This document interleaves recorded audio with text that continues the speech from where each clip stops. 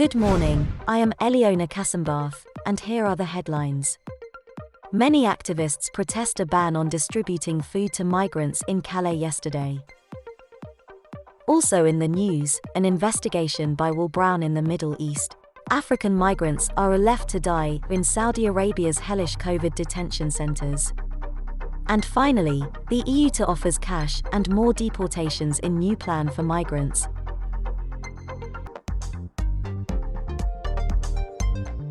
Hi, I am Eliona Kassenbath, and this is the news update. Charities and human rights groups said officials had failed to provide basic services. About 250 human rights activists have protested in the northern French port of Calais against a local ban on distributing food to migrants in the city centre. Members of about 70 charities and rights groups also on Saturday denounced what they say is the failure of local officials to provide even basic services to the migrants living in and around the city. On Friday, France's top administrative court refused to suspend the order issued by the region banning the distribution of food to migrants in the centre of Calais, a decision that provoked outrage among rights campaigners. Local officials had argued successfully that the city centre ban, within strictly defined limits, was needed to maintain public order and to ensure that social distancing measures against the spread of the coronavirus were properly enforced. Activists working with migrants were free to help them outside that zone, they said. There are between 1,000 and 1,200 migrants based around the port of Calais, from countries including Iran, Iraq, Afghanistan, Sudan, and Eritrea. Most of them are trying to find a way across the Channel to the UK. The UK is dealing with record levels of arrivals across the Channel in small boats this year. This is a courtesy from The Guardian. Now, in Saudi Arabia, an investigation by the British newspaper Sunday Telegraph has revealed hundreds of African migrants locked up in Saudi Arabia's coronavirus detention facilities under terrible conditions. The investigation, published on Sunday, revealed photos taken by migrants on their mobile phones showing dozens of emaciated men lying on the floor in multiple rows in small rooms with barred windows. "It's hell in here. We are treated like animals and beaten every day," said Abib, an Ethiopian who has been held at one of the centers for more than 4 months, told the Sunday Telegraph. Other migrants said they were beaten using electric cords, with guards hurling racial abuse at them. At least one teenager took his own life by hanging himself, the newspaper reported. Photos emerging from detention centers in southern Saudi Arabia show that authorities there are subjecting Horn of Africa migrants to squalid, crowded, and dehumanizing conditions, with no regard for their safety or dignity. Adam Kugel, deputy director of Human Rights Watch in the Middle East, was quoted as saying by the newspaper, "The squalid detention centers in southern Saudi Arabia fall well short of international standards. For a wealthy country like Saudi Arabia, there's no excuse for holding migrants in such deplorable conditions." The newspaper was able to geolocate 2 of the centers. One is in Al-Shumaizi, near the holy city of Mecca, while the other is in Jazan, a port town near Yemen. There are believed to be others, housing thousands of Ethiopians. In March, the government of Saudi Arabia deported nearly 3,000 Ethiopian migrant workers as it struggled to deal with the coronavirus outbreak. A further 200,000 migrants were also slated for deportation, but instead were rounded up from various cities within the oil-rich kingdom and have been left in squalid conditions in detention facilities. Others are African refugees from war-torn Yemen. "We have been left to die here," one migrant said. "Everyone is sick here. Everyone has something." Also in the news, the European Union will offers cash and more deportations in new plan for migrants. The bloc wants to persuade its most anti-immigrant member countries to agree to a common policy. But the future of its new plan, like many of its details, remains uncertain. According to Martina Stevis-Gridneff, a reporter from the New York Times, in Brussels, the European Union on Wednesday unveiled a new attempt to cajole reluctant member nations into participating in a common system for handling asylum seekers, offering them both cash incentives to take in refugees and quicker deportation of people who are denied asylum. The proposal by the European Commission, the bloc's executive branch, would end the quotas adopted 5 years ago that set the number of refugees each country should accept, quotas that some countries, like Hungary, have simply ignored without penalty. The Commission would replace that system with one, it hopes, would win the cooperation of all 27 member states, but it omitted crucial details about how the new arrangement would work.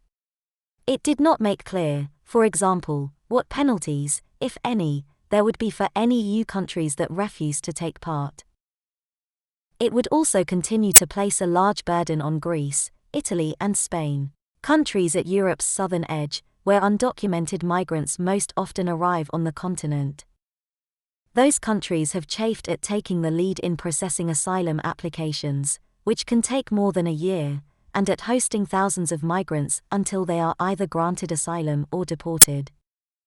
The European Commission plan would offer countries like Denmark, Austria, Poland and Hungary €10,000, about $11,700, for each refugee they accept, ostensibly, to cover early costs of travel and housing. It also invites countries in the bloc to assist in the long, cumbersome process of trying to send rejected asylum seekers back to their home countries.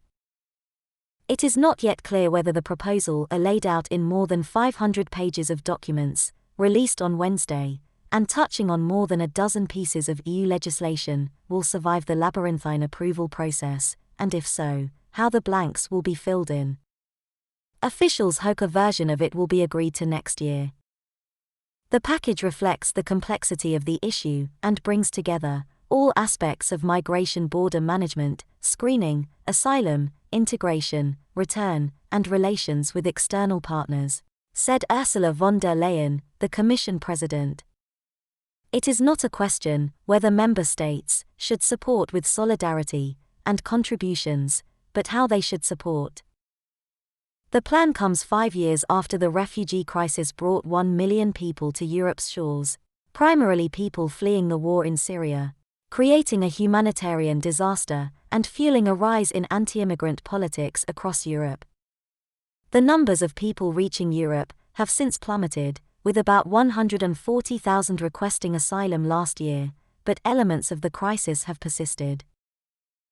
Migrants still risk, and sometimes lose, their lives trying to cross the Mediterranean in small boats. And there are still squalid, overcrowded migrant camps on Greek islands, housing tens of thousands of people. After the largest of the camps, on the island of Lesbos, burned to the ground last month, leaving 12,600 asylum seekers homeless, the European Union's leaders promised that such conditions would never again be created. Yet even under the new policy, the prospects for shrinking the camps remain uncertain. The Commission's plan proposes to speed the handling of people from countries whose migrants win asylum less than 20% of the time.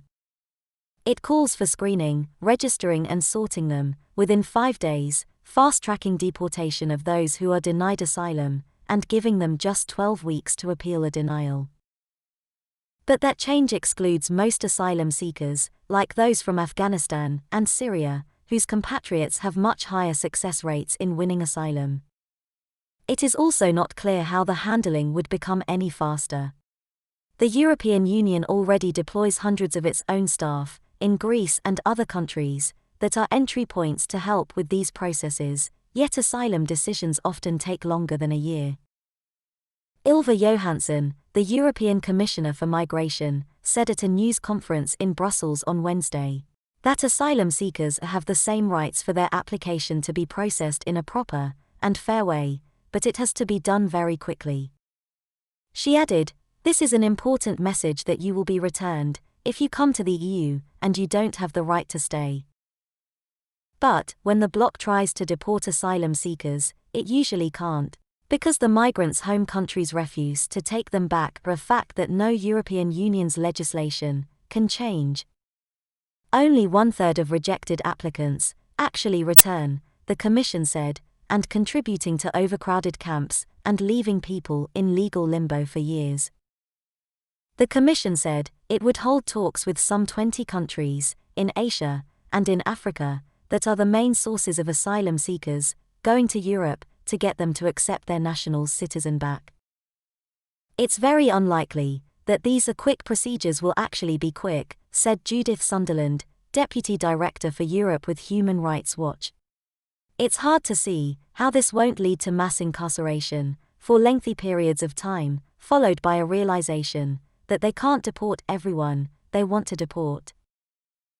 Another element of the European Union's proposal would allow member nations to sponsor the deportation of migrants, an attempt to encourage all members to contribute to the new system. The idea is that such a country would aid in the cumbersome process of deporting a failed asylum seeker who is living elsewhere in Europe. If the person was not repatriated within 8 months, the sponsoring country would take in the migrant. Return sponsorships are interesting and might attract some countries, but if Greece didn't manage to send someone back, would say, will Hungary be responsible for them down the line? Asked Steve Pears, a professor of EU law at the University of Essex in England. There was no indication in the plan as to what would motivate the countries, like Hungary, that have pushed back hardest against migration, to agree to play the role of sponsor, shouldering both the bureaucratic burden and the chance of being told to accept the migrant. It was a daring but also brave step from the Commission to incorporate some of the position of the member states not wanting to take in any refugees, said Han Behrens, director at the Brussels-based Migration Policy Institute Europe. But at the same time, they've moved in such a significant manner that, if this fails, what is the alternative? It will be different groups of member states doing things on their own, she added. This is the end of our news update. Thank you for watching, and don't forget to subscribe to our official YouTube channel and notification alert.